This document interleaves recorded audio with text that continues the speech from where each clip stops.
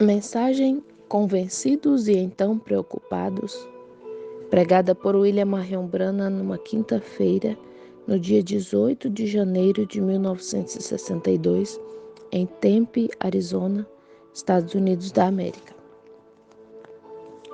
Muito obrigado, irmão. Podem se assentar. Certamente considero um grande privilégio estar aqui nessa noite com o irmão Groomer e com sua igreja e cumprimentar o rebanho que está peregrinando aqui em Tempe, Arizona. Creio que essa a cidade que o povo mórmon construiu aqui, não é? Os irmãos dizem, não, Mesa. Ah, Mesa. Eu sei que é uma dessas cidadezinhas. Faz muitos anos, quando eu era apenas um garoto, durante a dedicação do templo mórmon. E eu não me lembrava se era Tempe ou Mesa, que é onde os irmãos disseram. E estou sempre atrasado, nunca na hora certa, vocês sabem. Eles me dizem que eu passei um pouco do tempo normal ao nascer aqui na Terra. Deixei minha esposa esperando por muito tempo quando nos casamos. Se eu puder chegar atrasado também para o meu funeral, agora, essa seria a próxima coisa. Essa é a hora que eu quero chegar atrasado, bem atrasado. As pessoas têm sido boas em esperar por mim. Passei por uma tempestade de neve e fiquei preso por alguns dias antes de chegar aqui. E estou 2 dias atrasado para a reunião aqui com o irmão Groomer. Eu deveria ter chegado aqui na última terça-feira à noite, mas fizemos os preparativos para que eles pudessem nos apanhar lá ou seja lá como eles organizaram. Posso estar equivocado sobre isso, mas eles organizaram de tal maneira que eu vou ficar em dia de todos os modos.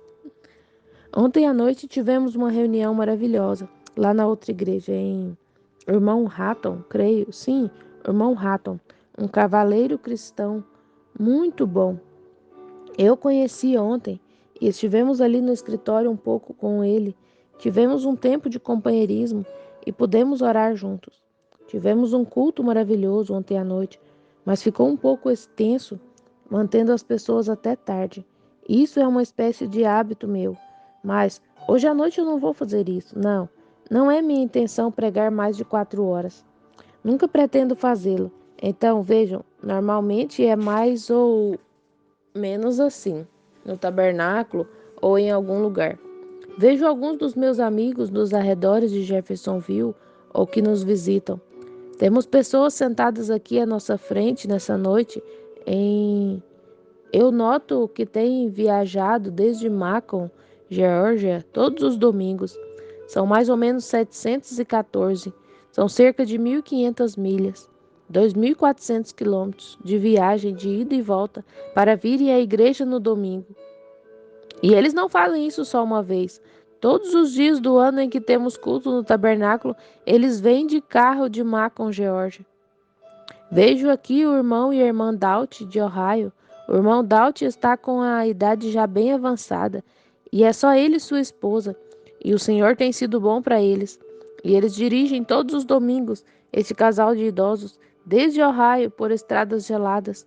E ela, uma mulher, dirigiu desde Ohio até aqui para estar na reunião. E aqui estão as pessoas de Macon e de diversos lugares reunidas aqui para o culto. Estamos contentes por termos amigos assim. Estamos tão felizes por juntos compartilharmos nossos privilégios, nosso companheirismo, pois verdadeiramente professamos que somos peregrinos e estrangeiros. Esta não é nossa casa. Creio que olhei ali e vi um irmão lá de Iowa, aqui embaixo, se isso for correto. Não é, irmão? Aqui, o cunhado do irmão Norman de Iowa, somos como Abraão, deixamos o mundo. Estamos à procura de uma cidade cujo artífice e construtor é Deus. Cremos que algum dia, um dia glorioso, veremos essa cidade. Todo o desejo do meu coração é ver essa gloriosa cidade. Bem, estamos confiando em Deus para nos abençoar nesta noite e para nos dar de sua presença. E eu estava dizendo isso só para mudar um pouco a atmosfera, com um pouco de riso, quando eu disse pregar por 4 horas. Agora, eu sou culpado de fazer isso, veja, e o povo é culpado de sentar e me ouvir por tanto tempo. Mas isso é um tanto quanto duro, castigá-los dessa maneira. Essa é uma igrejinha bem construída e eu quase consigo ver a todos. Seria um bom momento neste lugar aqui para um verdadeiro culto de cura, para tê-lo se o tivéssemos em alguma ocasião. Eu noto bem lá atrás, eu vejo a irmã Evans lá atrás. Não vejo o irmão Evans. Eles também são de Macon, Geórgia. Lá embaixo, na região quente, eles conversaram conosco no outro dia e disseram que estavam se vingando de nós, os Yankees, lá de cima. Eles tiveram 9 polegadas de neve, 22,5 centímetros. Então, para eles, foi algo de se gabar, tendo toda aquela neve. Fizeram uma boa viagem? Bem, isso é muito bom, irmão Evans. Só um pequeno testemunho do irmão Evans lá atrás que eu gostaria de dar. Se estiver tudo bem para você, irmão Evans. Se estiver. Como cheguei a conhecer o irmão Evans? Foi em Matt, lá em Filadélfia. O irmão Theo Jones, muitos de vocês já ouviram falar dele. É um irmão do Evangelho completo, um pregador muito bom. E nos conhecemos, ele me perguntou se eu iria a Matt com ele para algumas noites de culto, e assim eu concordei em ir, quando estávamos vindo de algum lugar. E o irmão Léo Mercier e o irmão Jenny Gold haviam conhecido o irmão Evans de alguma forma, e disseram: há um homem que quer conhecê-lo em uma das entrevistas particulares. Disseram: de lá da Geórgia. Eu respondi: tudo bem. E minha esposa e meu garotinho, o pequeno José, como muitos de vocês se lembram, o Senhor me mostrou 6 anos antes que ele nascesse. O médico disse que era impossível, que ele não podia nascer, mas o Senhor disse que assim seria. Então, José chegou exatamente na hora. E assim Ele tinha uns 2 ou 3 anos de idade na época. Lembro-me da manhã em que nos levantamos no hotel. José olhou para mim enquanto eu estava me vestindo para ir ao café da manhã com o irmão Evans. Eu ainda não tinha conhecido. E eu disse à minha esposa: Meda, sabe, querida, esse homem que vamos conhecer. Eu descrevi, eu disse, ele e sua esposa. Eu vi uma visão dele nesta manhã. Ele gosta de pescar, mas é um infrator. E eu disse: vejo-o fazendo algo que não deveria fazer. E continuei: não sei se devo lhe contar ou não. Bem, disse ela, é melhor você ir com calma. Respondi: eu irei. E assim que o pequeno José se levantou da cama, ele afirmou: papai, o senhor sabe que David vai sofrer um acidente com sua moto? E eu respondi: o que é isso, filho? Sua mãe o ouviu e disse: David? David Wood mora ao lado da minha casa. Ele era uma testemunha de Jeová e teve paralisia infantil e sua perna ficou encolhida. E em uma das reuniões, seu pai e sua mãe o tinham ali. E o Senhor Jesus revelou tudo sobre ele e o que ele era e lhe disse para se pôr de pé. E ele foi curado ali e sua perna ficou normal. E seu pai é um empreiteiro.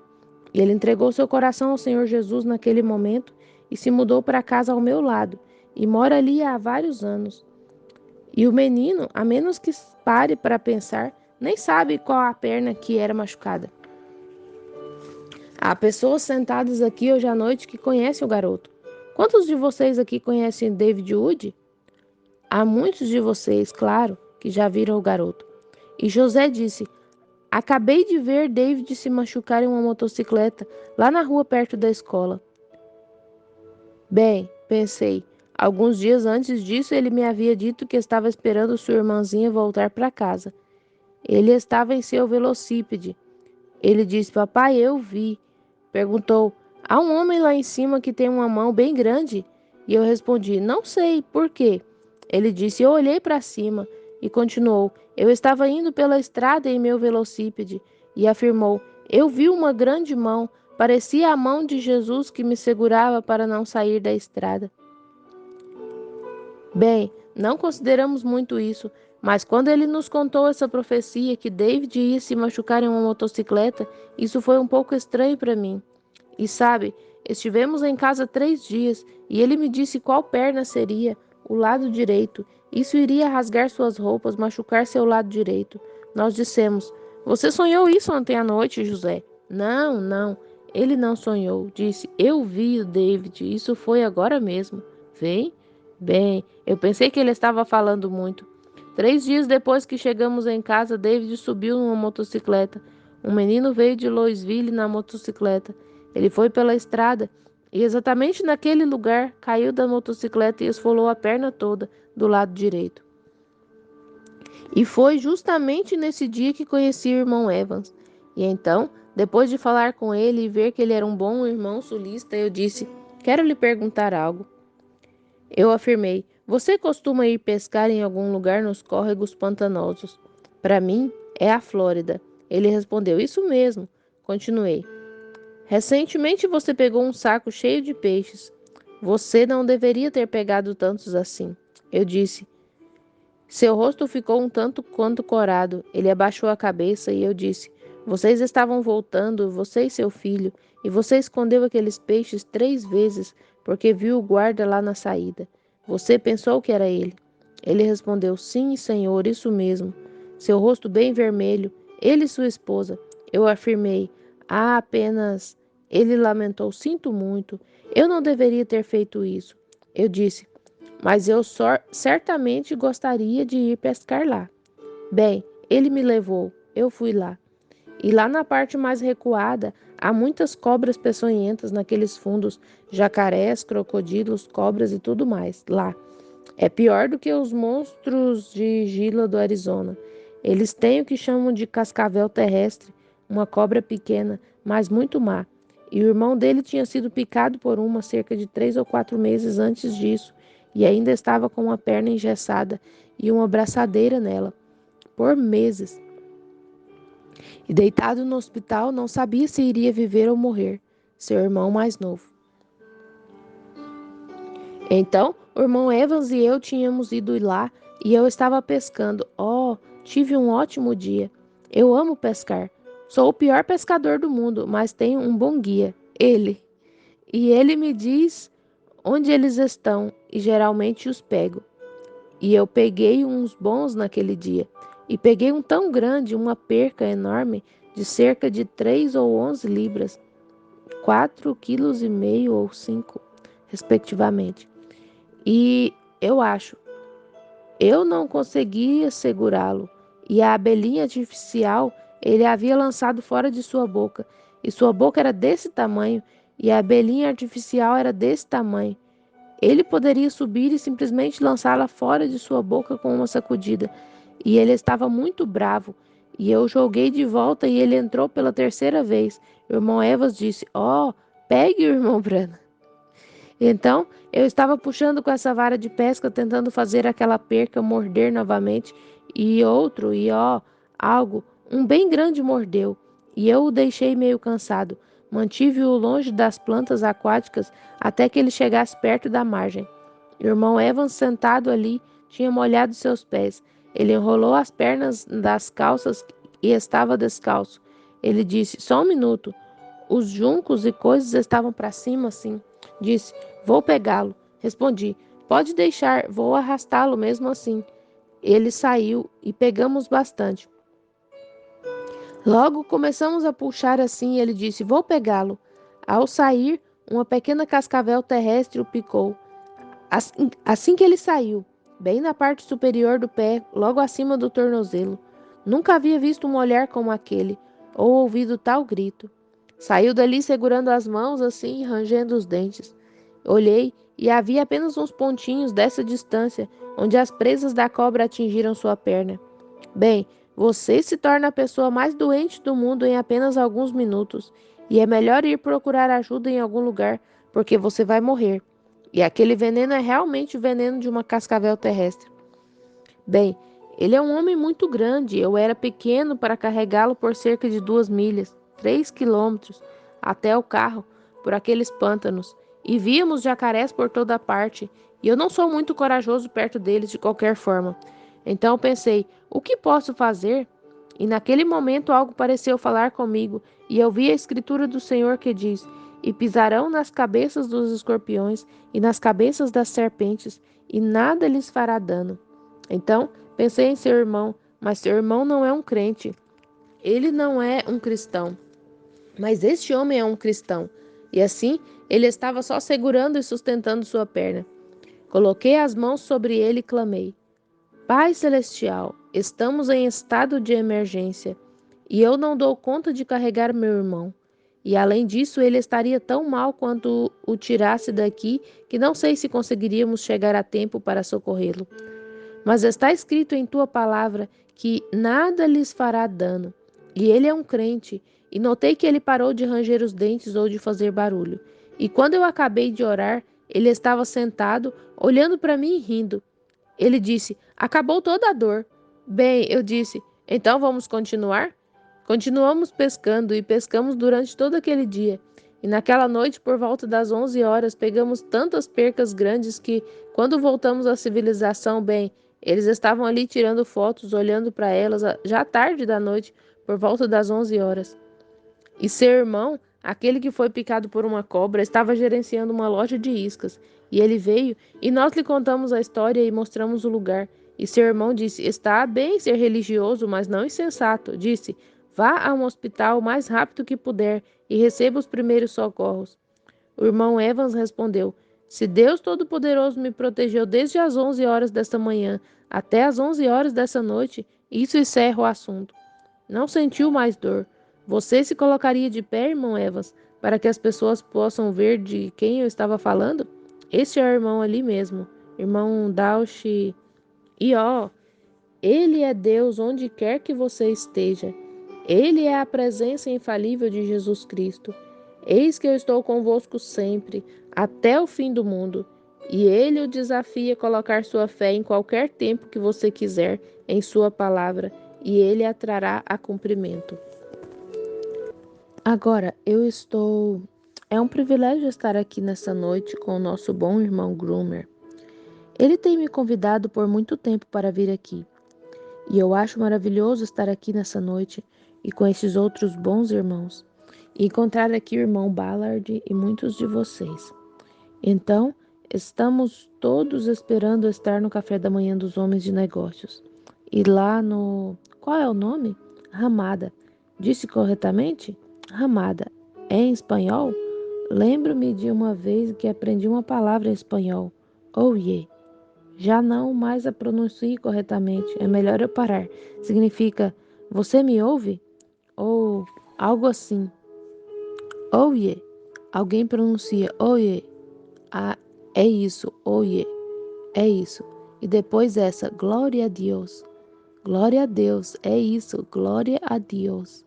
Lembro-me dessa há muito tempo, por isso continuo gritando, glória a Deus. Assim, nessa noite, para que vocês não fiquem muito tempo em pé e tenhamos um pequeno tempo de companheirismo, e desculpe-me de pé aqui na plataforma, falando essas coisas e regozijando-me, porque estou muito feliz por estar aqui. Penso que Deus quer que seus filhos sejam felizes. Creio que podemos ir ao extremo e não sermos sinceros no tocante a isto. No entanto, creio que Deus quer que seu povo seja realmente feliz, sociável, amigável do fundo do coração, amando uns aos outros como Deus, pelo amor de Cristo, ou melhor, como Cristo nos amou. Penso que é por isso que devemos ser cristãos felizes. Agora, antes de lermos a palavra, vamos falar com o autor por um momento, enquanto inclinamos as cabeças.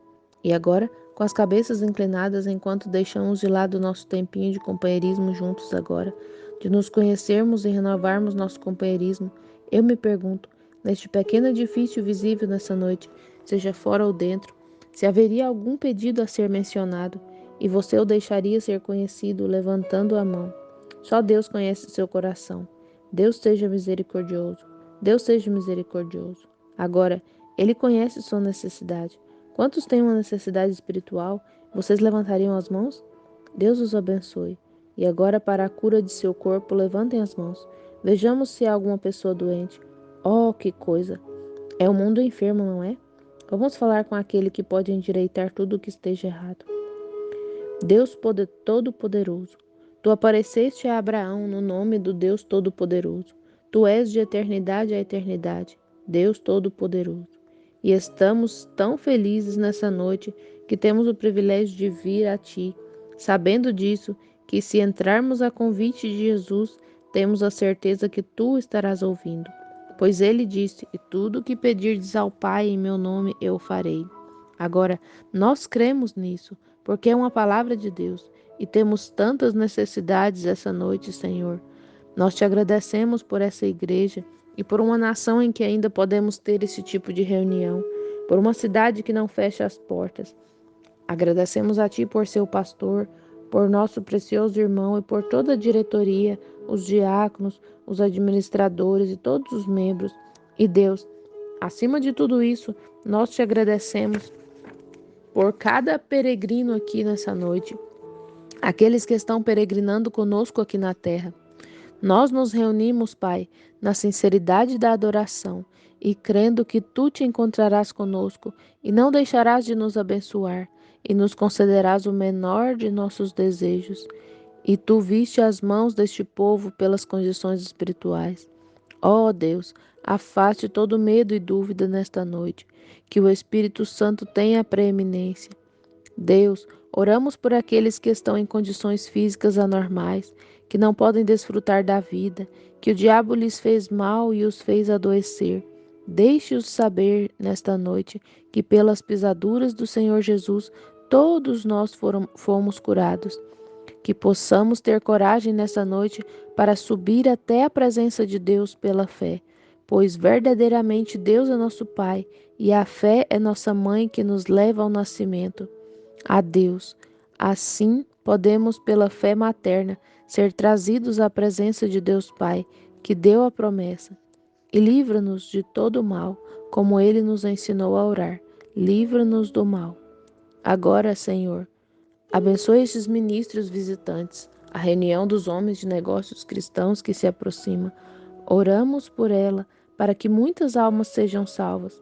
E quando partirmos essa noite, possamos dizer como os que vinham de Emaús: Porventura não ardia em nós o nosso coração quando pelo caminho nos falava e quando nos abria as Escrituras?